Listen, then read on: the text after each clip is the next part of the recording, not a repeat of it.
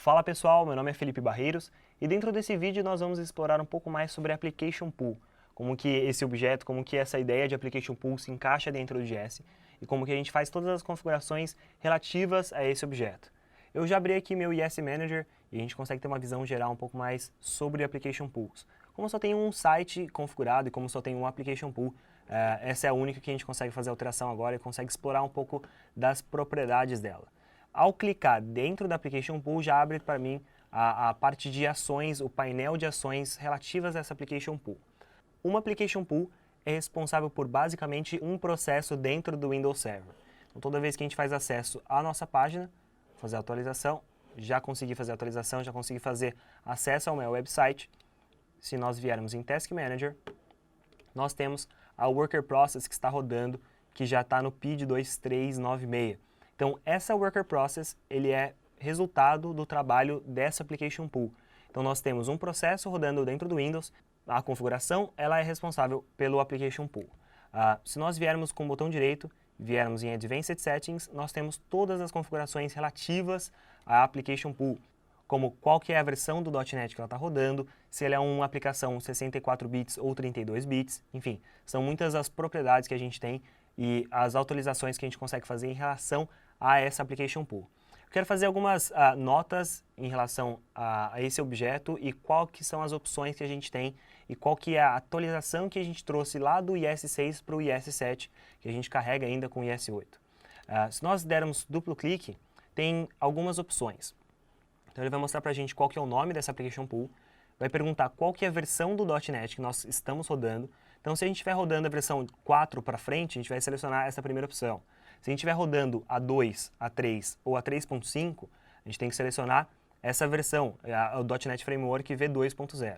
Ou se a gente tiver em uma página estática, a gente só coloca que o código não é managed, o código não é gerenciável. E essa parte aqui é super importante. Qual que é o tipo de pipeline que nós estamos executando dentro de .NET? Se é clássica ou se é integrada. Eu vou fazer um desenho só para mostrar um pouco qual que é a diferença entre a clássica e a integrada. Então vou colocar aqui Classic e a Integrated. Então, dentro da clássica, toda vez que o site, toda vez que o IS recebia a conexão do cliente, então nós temos nosso cliente, a gente recebe a conexão e entra dentro do servidor. A gente tem o tratamento que é realizado dentro do servidor, ele primeiro passa por autenticação, autorização e tudo mais dentro do servidor IS.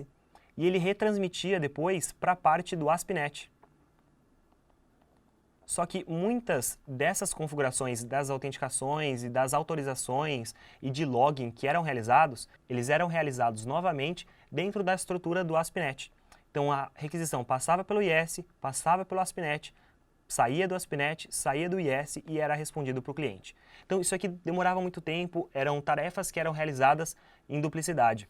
Já no modo integrado, quando o cliente ele faz uma requisição para o servidor IS, para o nosso servidor Windows Server 2012, a gente tem uma pipeline que ela é um pouco assim.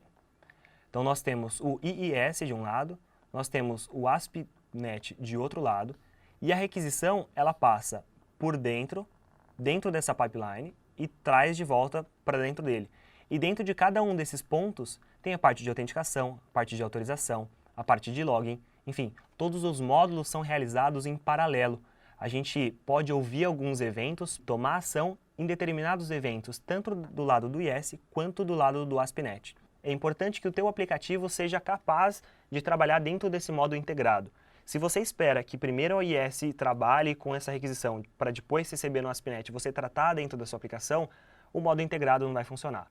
Se você quiser tomar todos os benefícios trazidos pelo modo integrado do IS8 e do IS7, você só alterar aquela chave para integrado, que é o modo padrão, onde a gente vem o modo de pipeline, ou seja, o modo todo de configuração e toda a parte de autenticação, ou seja, toda a parte de tratamento da requisição acontece já integrado entre o IS e o seu aplicativo. E por último, eu quero mostrar um pouco sobre recycling. A gente sabe que nem todos os aplicativos que são desenvolvidos são perfeitos. Por isso que a gente tem o recycling, ou seja, a cada determinado tempo nós fazemos o recycle desse processo. Então, por padrão, são a cada 29 horas, a gente tem 1740 minutos A cada 1.740 minutos, nós baixamos o aplicativo e iniciamos ele novamente. A gente pode fazer alterações de outros tipos, por exemplo, depois de 10.000 requisições, ou à meia-noite, ou às 8 horas da noite, ou se a gente atingir alguma determinada quantidade de memória em utilização dentro da máquina. Recycling é importante para a saúde do aplicativo e para que o usuário consiga utilizar normalmente. Por padrão, ele não deveria ser utilizado, mas como a gente sabe que você pode ter algum problema de utilização máxima de memória ou que o aplicativo vai travar, determinadas requisições são realizadas, a gente utiliza recycling. Não é proibido utilizar, não é uma má prática utilizar recycling, principalmente porque ele está habilitado, mas você vai perder sessão quando ele fizer recycling se você não estiver utilizando um servidor de sessão, se você não estiver utilizando um SQL Server para guardar, para armazenar todas as suas sessões. Então, essa aqui que é um pouco das configurações de Application Pool dentro do Yes, um pouco das configurações de Recycling e as configurações avançadas que a gente tem dentro do Application Pool. Então, até os próximos vídeos.